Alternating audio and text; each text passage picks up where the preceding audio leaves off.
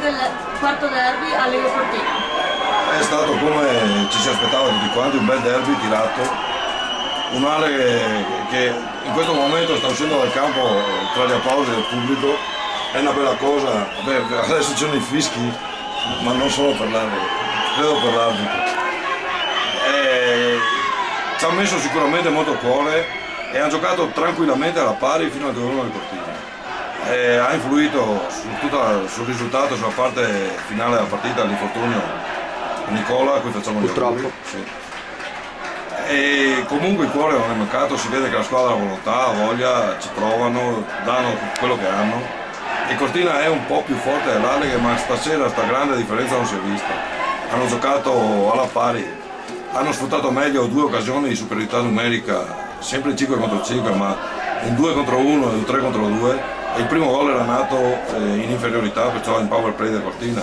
Situazioni speciali che i due gol del Cortina sono stati creati dalla troppa foga dell'Aleghe. Hanno attaccato a testa bassa, Jamison è andato molto profondo e anche il fatto che è un difensore in prestito, perché lui è un attaccante che sta giocando in una posizione non sua.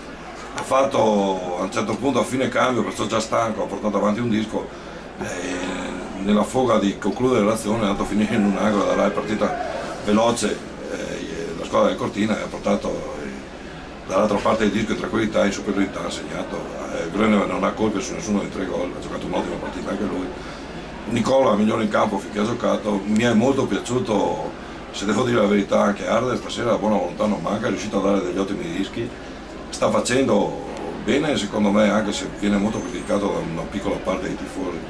A questi tifosi vorrei dire, non si aiuta la squadra a continuare a dargli addosso, si può criticare perché ognuno è giustamente padrone delle proprie idee, giustamente deve manifestarle.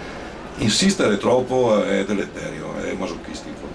I giocatori, io li vedo, stanno dando quello che hanno e se quello che hanno non soddisfa il pubblico, un po' di esame di coscienza per alcuni dei tifosi ci vorrebbe. Certo, grazie Angelo. Bene. So if you're asking me, I want you to